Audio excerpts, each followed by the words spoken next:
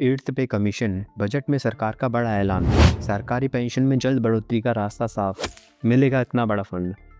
नमस्कार दोस्तों, SS practical education channel में आपका स्वागत है। बजट 2026 में केंद्र सरकार के कर्मचारियों और पेंशनरों के लिए एक बहुत बड़ी खबर आई है।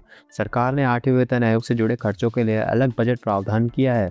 इसका मतलब यह है कि वेतन और पेंशन में भविष्य में बदलाव की तैयारी अब आधिकारिक रूप से शुरू हो चुकी है। वित्त मंत्रालय के विभाग की डिमांड फॉर ग्रांट के 8वें वेतन आयोग के नाम से बजट लाइन दी गई है। पिछले एक साल में अभी तक क्या क्या हुआ, जैसा कि आप मेरी स्क्रीन पे देख भी पा रहे हैं कि 15 जनवरी 2025 को आयोग के गठन की आधिकारिक घोषणा हुई। 28 अक्टूबर 2025 को आयोग के गठन का आधिकारिक ऐलान, 3 नवंबर 2025 को आयोग के आधिकारिक टर्म्स ऑफ रेफरेंस जारी और 20 जनवरी 2026 को 8वें वेतन आयोग के आधिकारिक ऑफिस मिलना। 28 जनवरी को चीफ विजिलेंस अधिकारी की नियुक्ति और 1 फरवरी को आयोग के लिए 23.42 करोड़ रुपए आवंटित कर दिए गए हैं।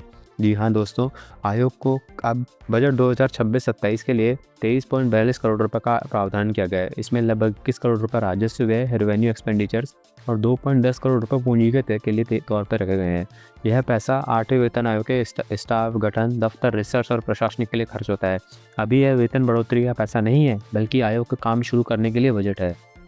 सैलरी स्ट्रक्चर की समीक्षा जल्द करेगी सरकार। इसका सीधा मतलब यह है कि सरकार आने वाले समय में 50 लाख से केंद्रीय कर्मचारियों और करीब 69 लाख पेंशनरों की सैलरी स्ट्रक्चर की समीक्षा करने जा रही है। आमतौर पर वेतन आयोग महंगाई, जीवन यापन लागत, कर्मचारियों की जरूरत और सरकार की वित्तीय स्थिति को देखकर नई सिफारिशें देता है।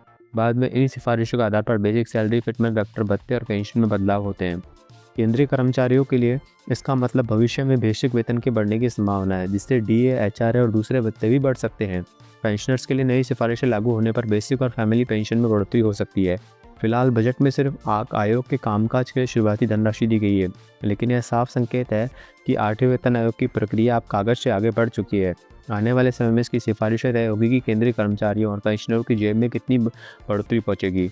आयोग को मिले इस फंड को लेकर all India NPS employ federation के राष्ट्रीय अध्यक्ष ने कहा है, आयोग के कामकाज के लिए वित्त मंत्रालय ने 23.42 करोड़ रुपए की व्यवस्था की है। उम्मीद है कि आयोग अब जल्द ही ऑफिस में काम करना शुरू करेगा और कर्मचारी के हित में मिशन 200 दिन की रिपोर्ट तैयार करके भारत सरकार को सौंपेगा, ताकि और अधिक देरी से बचा जा सके।